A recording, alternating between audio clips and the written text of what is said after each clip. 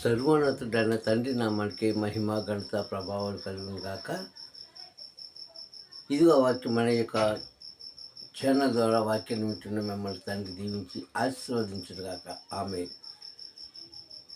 ప్రియ సంగమా, తండ్రి యొక్క కృపచేత ఈ దినం వల్ల కూడా ప్రతి ఒక్కరిని పరమ తండ్రి పరామర్శించి ప్రతి ఒక్కరికి న్యాయం చేసి ప్రతి ఒక్క కుటుంబాన్ని క్షేమం కలిగించి ప్రతి ఒక్క సమస్యకు పరిష్కారం దయచేయాలని హృదయపూర్వకంగా కోరుకుంటున్నాను. మీ అందరూ కూడా తండ్రి దీవించుగాక. ఆమె ఇక ఈరోజు ఆయన వాక్యంతో మనతో అందరితో మాట్లాడుతున్న ఒక మాట మనం చూసుకున్నట్లయితే, ఈ లోకంలో దారి తప్పని మనిషి, మాట తప్పని మనిషి, అన్యాయం చేయలేని మనిషి ఎవరు కూడా ఉండరు. ఏ కాలంలో చూసుకున్నా, ఏ సందర్భంలో చూసుకున్నా, ఏ తరంలో చూసుకున్నా ఈ మూడు విషయాలు మనిషి దారి తప్పుతూనే ఉన్నాడు,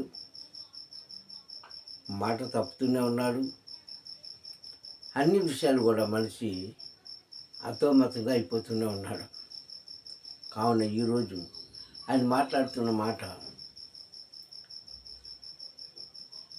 దారి తప్పిన వారిని ఆదరించే తండ్రి. హల్లెలూయా. ఈ వాక్యం మీద కొన్ని విషయాలు మనం క్లుప్తంగా బైబిల్ గ్రంథం నుంచి నేర్చుకుందాం. ఎందుకంటే ఆదాము మొదలుకొని ఇంతవరకు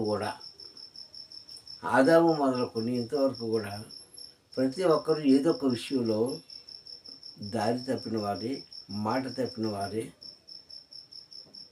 ఏదో ఒక విషయంలో పడిపోయిన వారే. కానీ దారి తప్పిన మనల్ని ఆయన తన మార్గంలోకి నడిపించుకుంటున్నాడు. హల్లెలూయా. అందుకే తన అద్వితీయ కుమారుడైన ఆయన క్రీస్తుని భూమి మీదకి మానవ రూపంలో తండ్రి పంపించాడు. ఆయన వచ్చి చేసిన పని కూడా అదే. ఈ విషయాలను మనం క్లుప్తంగా నేర్చుకుందాం ఈ ఉదయకాల సమయంలో. కావున ఈ వాక్యాన్ని మీరందరూ కూడా శ్రద్ధగా చివరి వరకు వినండి. ఒకవేళ మీరు వినే తర్వాత వీటిలో సత్యాన్ని గ్రహించుకొని మీ జీవితాలు మార్చుకుంటే అది పరమతండ్రి నామానికి మహిమ, మీ జీవితానికి మేలు. హల్లెలూయా. ఇక ఒక వ్యక్తి అంటారు కదా, అనేకమైన విషయములలో, అనేకమైన చోట్ల, అనేకమైన సందర్భంలో మనమందరం కూడా దారి తప్పిన వాళ్ళమే అన్నాడు అక్కడ. మనం అందరం కూడా తప్పిపోయిన వారమే అని తనతో కలిపి కూడా మాట్లాడుకున్న సందర్భం మనకి వాక్యంలో చూసుకుందాం. ఈ మాట ఎవరు అన్నారు, ఏ సందర్భంలో అన్నారు, ఎందుకన్నారు అన్న విషయాన్ని మనం చూసినట్లయితే, ప్రియ సంగమ, యాకోబు గారు రాసినటువంటి ఆ పత్రికలో 3వ అధ్యాయంలో 2వ వచనాన్ని మనం జాగ్రత్తగా చదివితే అక్కడ అంటాడు కదా, అనేక విషయంలో మనం తప్పిపోయిన వారము అంటూ, ఎవడైనాను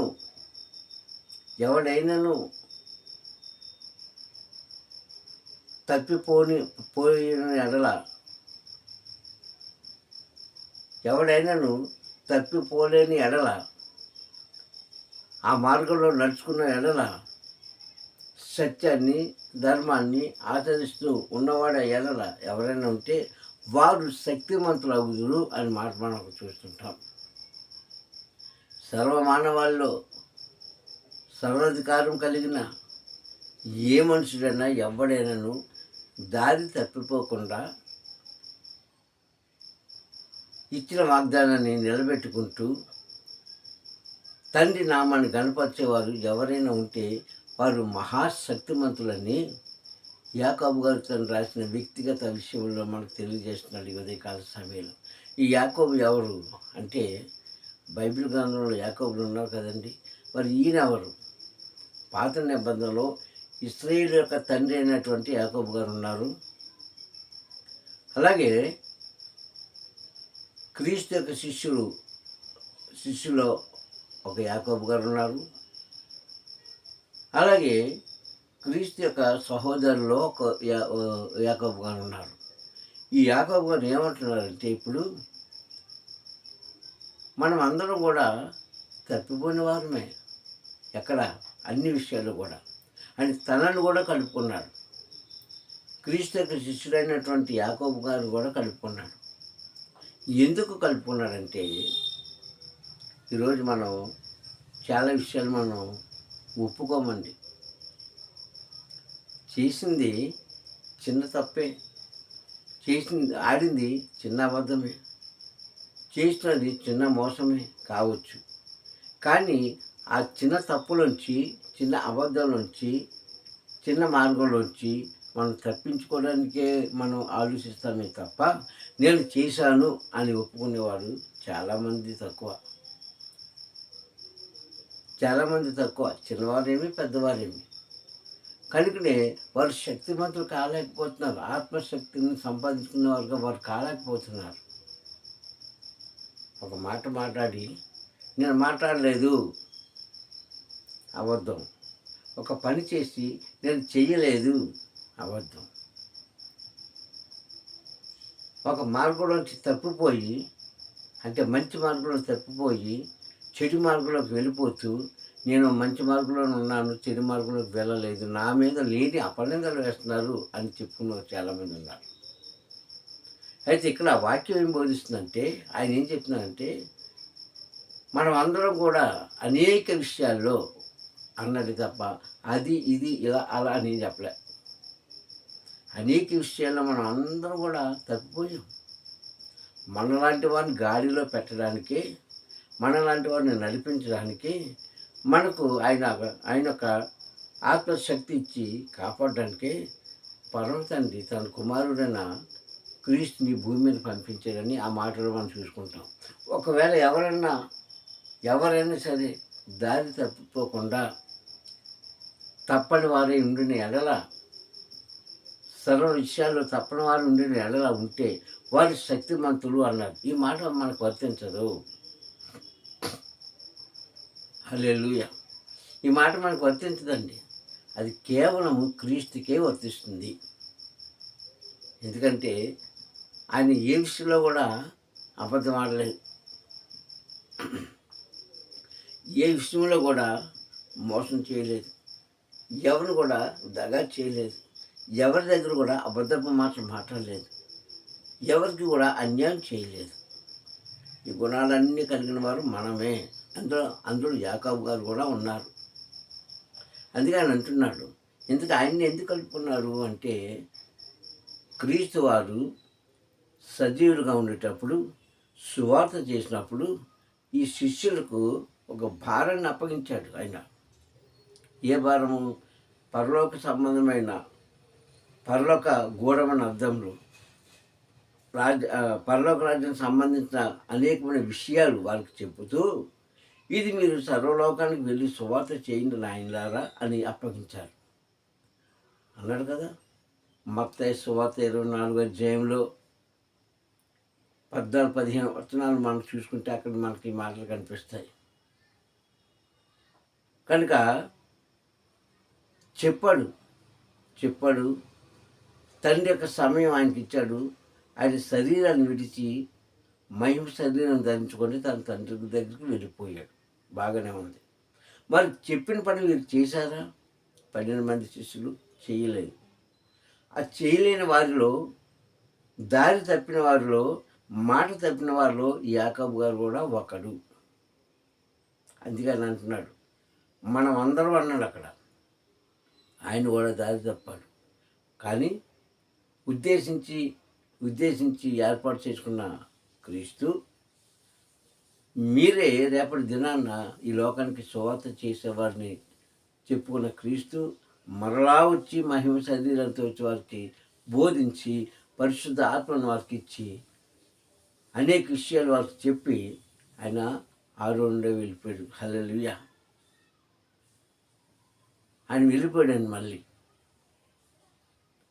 కనుక చెప్పిన పని విడిచిపెట్టాడు కనుక ఆయన్ని కూడా కలుపుకొని నేను కూడా దారి తప్పని నాకు చెప్పుకుంటున్నాడు ఆయన కోసం. ఈరోజు ఎంతమంది చెప్పుకుంటారంటే అలా ముందు చెప్పుకున్నట్టుగా చేసే తప్పు నుంచి, ఆడే అబద్ధం నుంచి, వెళ్ళే మార్గం నుంచి తప్పించుకోవడానికి చూస్తారు తప్ప స్త్రీలు కానీ పురుషులు కానీ ఒప్పుకున్న వాళ్ళు తక్కువ.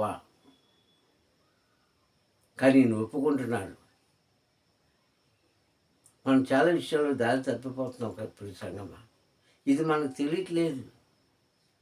నేను ఏ విషయంలో దారి తప్పానండి, నేను ఎవరు మోసం చేశానండి, ఎవరితో నేను అబద్ధం మాట చెప్పానండి, లేదంటే ఎవరు ఏం చేశానండి అని మనం అనుకుంటామే తప్ప ఒక్కసారి వెనక్కి తిరిగి మనం ఆలోచించుకుంటే మన మన యొక్క చరిత్ర ఏంటో మనకు తెలుస్తుంది. అది ఈరోజు ప్రపంచంలో ఉన్న ప్రతి మనిషి కూడా అలాగే ఉన్నాడు. మనమే కాదు అనిపిస్తుంది సంగమా. ఏదో ఇద్దరు ముగ్గురు కోసం చెప్పిన మాటలు కాదు ఇది. ఒక సంఘాన్ని గురించి మనం చెప్పిన మాటలు కాదు, లేదంటే ఒక పల్లె పట్టణాన్ని, ఒక రాష్ట్రాన్ని, దేశాన్ని చెప్పిన మాటలు కాదు. యావత్ ప్రపంచంలో ఉన్న ప్రతి మనిషికి చెప్తున్న మాట ఇది. అందుకే మనం విజయాన్ని సాధించలేకపోతున్నాం కొన్ని విషయాల్లో. కొన్ని విషయాల్లో ఎందుకంటే మన నోటి నుంచి వచ్చే మాట, మన శరీరంలో ఉన్న నాలుక ప్రమాదకరమైందని మనకు తెలుసు. కానీ ఇక్కడ సత్యాన్ని ఒప్పుకుంటున్నాడు. ఇప్పుడు సంగమా, ఒకవేళ మీరు ఏ విషయంలో తప్పిపోయి ఉన్నారో ఒకసారి ఆలోచించుకోండి. ఒకవేళ అలాగా ఆలోచించుకొని పశ్చాత్తాపం కానీ మీకు కలిగితే ఎవరికి చెప్పవద్దు, ఎవరి దగ్గర ఒప్పుకోవద్దు. మోకాలు వేసి పరమ తండ్రికి మోకాలు వేసి తన అద్వితీయ కుమారుడైన క్రీస్తుకి ప్రార్థన చేసుకోండి. నాయన నిజమే, నేను దారి తప్పిపోయాను, ఇది కూడా నేను పలానా విషయంలో నేను ఇలా చేశాను కనుక నన్ను క్షమించంటే ఆయన ఖచ్చితంగా క్షమిస్తాడు. ఓ యవనస్తురాడా, పిల్లలేమి పెద్దలేమి ఎవరైనా సరే మీ తప్పుదాన్ని మీకు తెలుసుకుంటే ఎవరితో చెప్పకండి. మీ ఇంటి వారితో కానీ, ఇరువారితో కానీ, పొరుగు వారితో కానీ, మీ స్నేహితులతో కానీ, లేదంటే భార్య భర్తతో కానీ, భర్త భార్యతో కానీ, పిల్లలతో కానీ చెప్పకండి. మీరు మోకాలు వేసుకొని క్రీస్తుకు ప్రార్థన చేయండి. నిజమేనా, నేను ఇదిగో పలానా సమయంలో, పలానా చోట, పలానా విషయంలో తప్పిపోయాను, నన్ను క్షమించంటే ఆయన మరలా ఆయన ఏం చేస్తాడు, క్షమించి నీకేదైతే అడుగుతున్నావో అది ఖచ్చితంగా చేస్తాడు. కానీ మనం ఒప్పుకోవాలి. అక్కడ పేతురు గారు ఏమన్నారు, ఆ గెస్సెమనే తోటలో పట్టుకోకముందు ఏమన్నారు ఆయన, మనుష్య కుమారుడు పాపుల చేతికి, అన్యుల చేతికి అప్పగించబడతాడు కనుక నా విషయంలో మీ అందరూ కూడా అభ్యంతర పెడతారు అంటే దూరం అయిపోతారు, ఆలోచిస్తారు, బెదిరిపోతారు, నన్ను విడిచి వెళ్ళిపోతారు అని అంటే పేతురు ఏమన్నాడు, అయ్యా ఎవరి మాట నాకు తెలియదు కానీ, ఒకరి విషయం నాకు తెలియదు కానీ నేను మాత్రం అని అతను నాకు అంటాడు, నువ్వు తెలియదని చెప్పను బోధకుడా, నేను నీ వెంటే ఉంటాను అన్నాడు కదా. అన్నాడా? అన్న 10 నిమిషాలు 5 నిమిషాలు 10 నిమిషాల తర్వాత ఏం జరిగిందో మనకు తెలుసు. అప్పుడు క్రీస్తు ఏమన్నాడు, పేతురు ఈరోజే, ఇప్పుడు కాదు, ఈరోజే నేనెవరో తెలియదని నీవు 3 సార్లు పలికిన తర్వాతే కోడికి వస్తుందని చెప్పాడు. జరిగిందా లేదు అది. ఇలాగా ప్రతి శిష్యుడు దారి తప్పిన వాళ్ళే ఒక యోహాను గారు తప్పించి, యోహాను గారు పట్టుకున్న దగ్గర నుంచి సిలువ మీద ఎక్కించే వరకు కూడా ఆయన వెంటే ఉన్నాడు కనుకనే యోహాను ఒక్కనే తన తల్లికి అప్పగించాడు. అమ్మ ఇదిగో నీ కుమారుడని. అంటే ప్రతి ఒక్కరు కూడా దారి తప్పిపోయేవారు. ఈరోజు మనం కూడా అంతే ప్రిసంగమ్మ. అయితే మనం ఏమనుకుంటామంటే, నేను ఏ తప్పిదం చేయలేదు కనుక, నేను ఏ పాపం చేయలేదు కనుక, నేను ఎన్నడూ కూడా అన్యాయం చేయలేదు కనుక నేను క్రీస్తు యొక్క మార్గాన్ని విడిచిపెట్టలేదు అని మనం అనుకుంటాం. కానీ విడిచిపెట్టావు లేదు. ఒక్కసారి వెనక్కి తిరిగి నీ గత జీవితాన్ని చూసుకుంటే నీ తప్పు నీలోనే కనిపిస్తుంది. నీ తప్పు నీ ముందర నిలబడుతుంది. ఎవరికి సమాధానం చెప్పొద్దు. నీ ముందర నిల్చున్న నీ తప్పుకు సమాధానం చెప్పుకో. ఆయనే ఆయనే పరిశుద్ధాత్మ. అందుకంటున్నాను, నీవు ఒప్పుకున్న ఎడల తప్పించుకోకుండా ఒప్పుకుంటే ఎవరితో చెప్పదు. మోకాలు వేసుకొని క్రీస్తు నామములో ప్రార్థన చేసుకో. ఆయన క్షమిస్తాడు, ఆయన క్షమిస్తాడు. అందుకంటున్నాడు యాకోబు పత్రిక 3:2 ఈ మాట మనకి స్పష్టంగా కనిపిస్తుంది, స్పష్టంగా కనిపిస్తుంది. ఒకవేళ ఎవరైనా దారి తప్పిపోకుండా ఉంటే, మంచి మార్గంలో నడిచి ఉంటే, మంచి క్రియలు వారు చేయగలిగితే వారు ఎలాంటి వారంట? శక్తి పొందుకున్నవారంట. ఏ శక్తి? ఆత్మశక్తి. ఆత్మశక్తి పొందుకున్నవారు. అది పొందుకున్నవారు ఒక క్రీస్తు తప్ప నీవు నేను కాదు. కానీ ఈ అవకాశం ప్రతి మనిషికి ఇస్తున్నాడు, ప్రతి చోట ఇస్తున్నాడు, ప్రతి కాలంలో ఇస్తున్నాడు, ప్రతి ప్రాంతవాసులు కూడా ఇస్తున్నారు. ఇది మనం సద్వినియోగం చేసుకోలేకపోతున్నాం, అంటే దాన్ని ఉపయోగించుకోలేకపోతున్నాం. సంగమా, మన జీవితంలో ఎప్పుడు ఏది సంభవించబోతుందో మనకు తెలియదు. ఈ విషయం మనకు తెలుసు. కానీ మనం ఏమనుకుంటామంటే, కొంతమంది, అందరూ కాదండి, కొంతమంది ఏమనుకుంటారంటే, నా జీవితము శాశ్వతము, నా యవ్వన కాలము శాశ్వతము, నా సంపద శాశ్వతము, నా ఆనందము శాశ్వతము అని ఇలాగా ఊహించుకుంటుంటాను కొంతమంది. వారికి చెప్పినా సరే, వారికి తెలిసినా సరే, ఆ విషయాల గురించి వారు ఆలోచించేసరి కదా వినరు. అంటే వారు ఎక్కడ దారి తప్పారు? వినడంలో దారి తప్పారు, వినిపించుకోవడంలో దారి తప్పారు, పాటించడంలో దారి తప్పారు. వాళ్ళు ఎవరైనా కావచ్చు,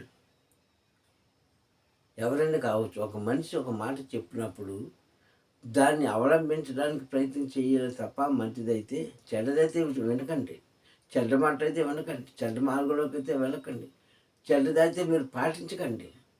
మంచిదైతే మీరు పాటించకుండా ఉంటే తండ్రి అంటున్నాడు, మీరు శక్తిహీనులు అవుతున్నారు అంటాడు.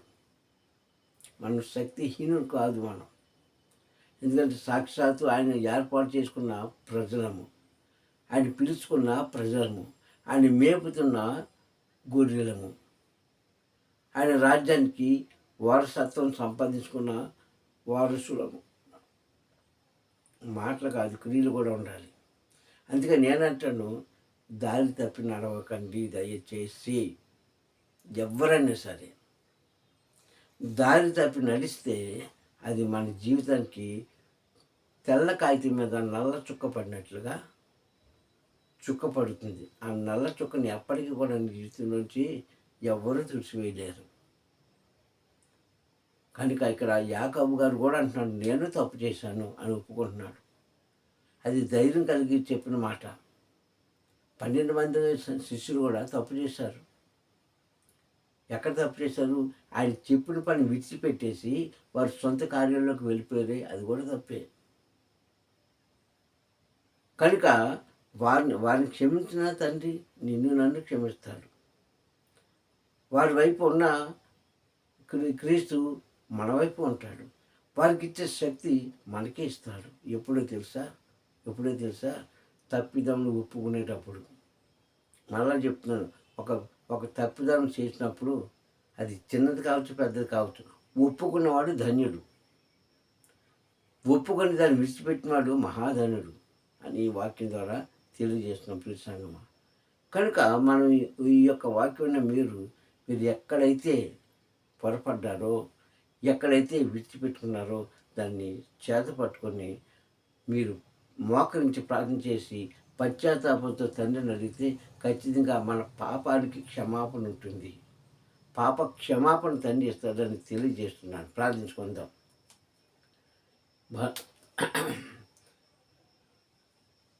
మమ్మల్ని అతి ముఖ్యంగా ప్రేమించిన మా పరమ తండ్రి నీకే స్తోత్రములు. ఈ ఉదయకాల సమయంలో నా తండ్రి నీ వాక్యం దిగి వచ్చి మా అందరితో మాట్లాడు. నీకు స్తోత్రం తండ్రి. నిజమైన ప్రతి ఒక్కరు కూడా నాటి నుంచి నేటి వరకు దారి తప్పిన వాళ్ళమే, మాట తప్పిన వాళ్ళమే.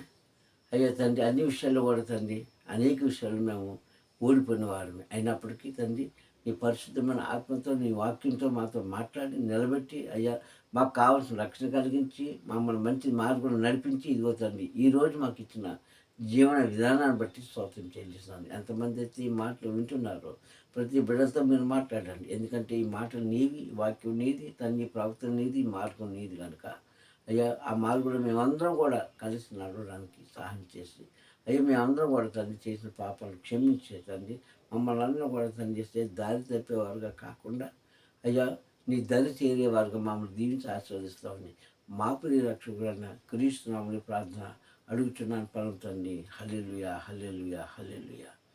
మీ అందరికీ కూడా తండ్రి నామములో మరొకసారి వందనాలు. తండ్రి మేము దీవించి ఆశీర్వదించుగాక. Praise the lord.